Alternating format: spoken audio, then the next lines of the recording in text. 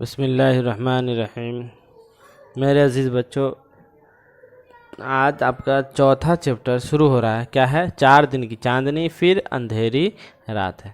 کہہ رہے ہیں ایک لڑکا تھا جس کا نام کاشف تھا۔ ان کے والدین غریب تھے اور بہت محنت مزدوری کر کے گزر بسر کرتے تھے۔ کاشف نوجوان تھا لیکن کوئی کام دھام نہیں کرتا تھا۔ ان کے والد اپنے ساتھ چلنے اور کام کرنے کو کہتے تو کاشف کوئی بہانہ بنا دیتا اور کام سے انکار کر دیتا تھا۔ کبھی سر درد، کبھی ٹانگوں میں تکلیف، اسی طرح کے بہت سے بہانے کر دیتا۔ وہ اول درجے کا کام چور اور نکھٹو تھا۔ محنت مزدوری کرنے یا کمانے کو وہ اپنی شان کے خلاف سمجھتا تھا۔ وہ روزانہ نہا دھو کر اجلے کپڑے پہنتا اور دوستوں کے پاس پہنچ جاتا۔ سارا دن آوارگی اور شرارتیں کرنے میں گزار دیتا۔ وہ اپنے ماں باپ کا اکلوتا بیٹا تھا، اس لیے وہ اس کے ہر ایک ضد پوری کرتے اور اسے خوش رکھتے۔ کچھ عرصے بعد کاشف کے والد کا انتقال ہو گیا۔ گھر میں کاشف کے علاوہ کمانے والا کوئی نہیں تھا۔ ماں نے کاشف سے کہا، بیٹے تمہارے والد زندہ تھے تو محنت مزدوری کر کے روزی کماتے اور ہم سب کا پیٹ بھرتے تھے، لیکن وہ اب اس دنیا میں نہیں۔ میں بھی بوڑھی ہو چکی ہوں، مزدوری نہیں کر سکتی، اس لیے تم اپنے اور میرے لیے کچھ کماؤ تاکہ گزر بسر ہو سکے۔ اگر تم نہیں کماؤ گے تو مجھے مجبوراً بھیک مانگنا پڑے گی، لیکن اس میں تمہارے بے عزتی ہے۔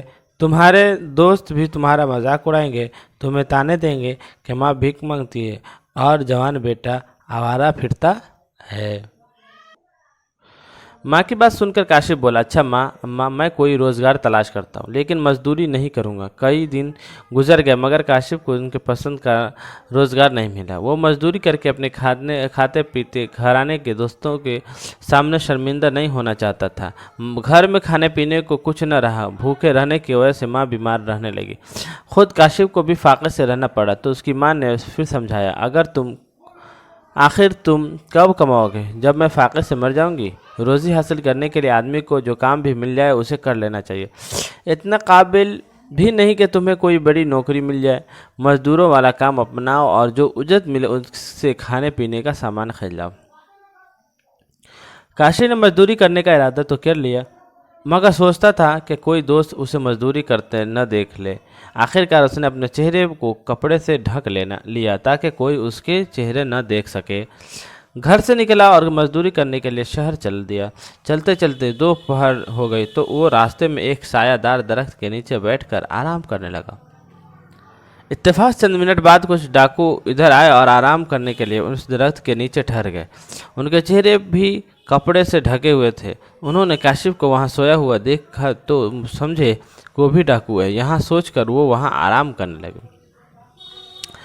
کچھ ہی دیر گزری تھی کہ کچھ سپاہی ڈاکوؤں کی تلاش میں وہاں پہنچے۔ وہ سپاہی گھوڑوں پر سوار تھا اور ڈاکوؤں کے پاس بھی گھوڑے تھے۔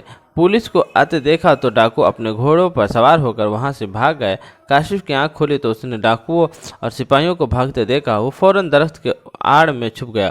جب سپاہی اور ڈاکو کو کافی دور نکل گئے تو وہ بھی اپنی جگہ آ کر بیٹھ آیا۔